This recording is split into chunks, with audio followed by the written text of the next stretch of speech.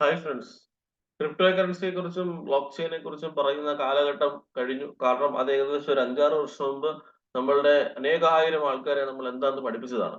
So ഇനി direct ബേസിക്സിലേക്ക് പോകുന്നില്ല. ബേസിക്സിലേക്ക് പോകണമെന്നുണ്ടെങ്കിൽ തീർച്ചയായിട്ടും പഴയ വീഡിയോകൾ റെഫർ ചെയ്യാം.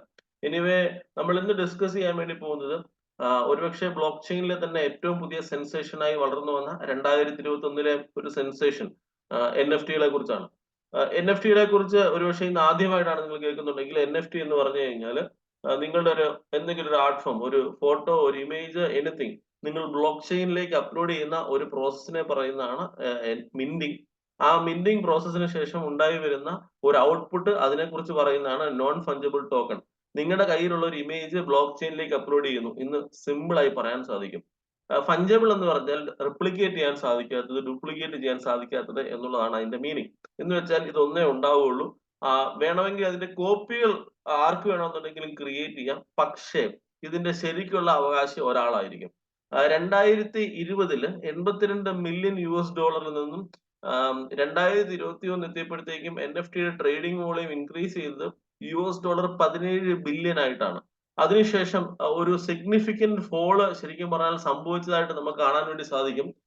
എന്തുകൊണ്ട് സംഭവിച്ചു എന്നുള്ളതിനേക്കാൾ പറയുന്നതിനേക്കാൾ ഉപരി നമ്മൾ ഇന്ന് സംസാരിക്കാൻ പോകുന്നത് NFT നിങ്ങളുടെ കയ്യിൽ ഉണ്ടെന്നുണ്ടെങ്കിൽ അത് വിൽക്കാൻ സാധിക്കുന്ന ലോകത്തിലെ ഏറ്റവും വലിയ ഒരു ട്രേഡിംഗ് പ്ലാറ്റ്ഫോം ഉണ്ട്. ആ പ്ലാറ്റ്ഫോമിന്റെ പേരാണ് ഓപ്പൺസീ. ഈ ഓപ്പൺസീ വഴിയാണ് ശരിക്കും പറഞ്ഞാൽ ഏറ്റവും കൂടുതൽ ട്രേഡിംഗ് NFT-കളിൽ നടക്കാറുള്ളത്. എന്ത് തരത്തിലുള്ള 2 തരത്തിലുള്ള NFT-കൾ ഉണ്ട് എന്ന് നമ്മൾ മാത്രം പഠിച്ചുകൊണ്ട് നമ്മൾ ഇന്ന് ഈ ഒരു സെഷൻ നമ്മൾ ഇന്ന് വൈൻഡപ്പ് ചെയ്യും. ഒന്ന് എന്ന് പറഞ്ഞാൽ കളക്ടിബിൾ NFT-കളാണ്. കളക്ടിബിൾ NFT എന്ന് പറഞ്ഞു കഴിഞ്ഞാൽ വളരെ സിമ്പിൾ ആയി പറഞ്ഞു കഴിഞ്ഞാൽ നിങ്ങളുടെ ഒരു കയ്യിലുള്ള മോണാലിസ എന്ന് പറയുന്ന പെയിന്റിംഗ് ഡാവിഞ്ചി വരച്ചതാണ്. ഒരിക്കലും നിങ്ങൾ വരച്ചതല്ല. അത് നിങ്ങളാണ് ഡാവിഞ്ചി എന്നുണ്ടെങ്കിൽ നിങ്ങളുടെ കയ്യിലുള്ള ഈ ആർട്ട് ഫോമിനെ നിങ്ങൾ ഓട്ടോമാറ്റിക്കലി NFT ആയി കൺവേർട്ട് ചെയ്ത് കഴിഞ്ഞാൽ അതൊരു ആർട്ട് വർക്കാണ്, NFT ആർട്ട് ആണ്. ഇതിനെ കളക്ടിബിൾ NFT എന്നുള്ളത് വളരെ സിമ്പിൾ ആയി നമുക്ക് സംസാരിക്കാൻ വേണ്ടി സാധിക്കും. ബോർഡ് ഏപ്പ് എന്ന് പറയുന്ന ലോകത്തിലെ ഏറ്റവും വലിയ NFT കളക്ഷൻ, അങ്ങനെ ധാരാളം NFT-കളുടെ വളർച്ചയും ബീപ്പിൾ പോലുള്ള NFT-കളുടെ വളർച്ചയും നമ്മൾ കണ്ടതാണ്. സോ ഇതാണ് നമ്മൾ ഉദ്ദേശിക്കുന്ന കളക്ടിബിൾ NFT-കൾ. നോൺ ഫഞ്ചബിൾ ടോക്കണകത്തെ ഫസ്റ്റ് സ്റ്റെപ്പാണ്, അല്ലെങ്കിൽ ഫസ്റ്റ് പിരിവാണ് കളക്ടിബിൾ NFT എന്നുള്ളത്. പക്ഷെ ഇന്ന് ഏറ്റവും കൂടുതൽ ഡിസ്കസ് ചെയ്തുകൊണ്ടിരിക്കുന്ന മറ്റൊരു കാര്യമാണ് യൂട്ടിലിറ്റി NFT-കൾ എന്നുള്ളത്. യൂട്ടിലിറ്റി NFT അൺലൈക്ക് കളക്ടിബിൾ NFT-ക്ക് ഞാൻ നേരത്തെ പറഞ്ഞു അതിന് ഒരു ഒരു ഒരു ഗത്താണ് തമ്മിൽ പറഞ്ഞു കഴിഞ്ഞാൽ. ഞാൻ ഇന്ന ഒരു NFT ഹോൾഡ് ചെയ്യുന്നു. That is A kind of pride. അങ്ങനെ നമുക്ക് പറയാം.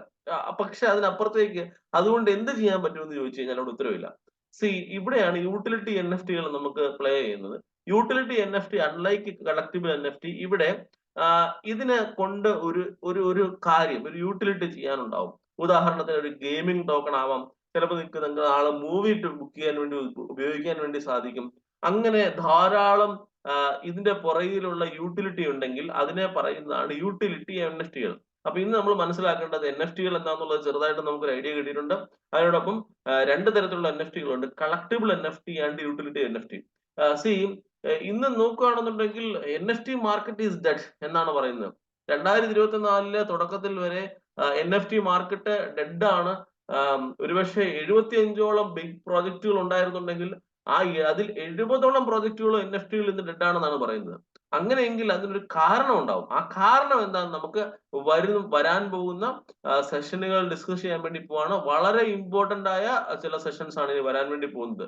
കാരണം ഇനി അങ്ങോട്ട് NFT ഉണ്ടാകുമോ, NFT ഇല്ലെന്നുണ്ടെങ്കിൽ പിന്നെ മെറ്റാവേഴ്സ് ഉണ്ടാകുമോ, ഇതൊക്കെ നമ്മൾ ഡിസ്കസ് ചെയ്യാൻ വേണ്ടി പോവാണ്. So keep watching. Thank you so much.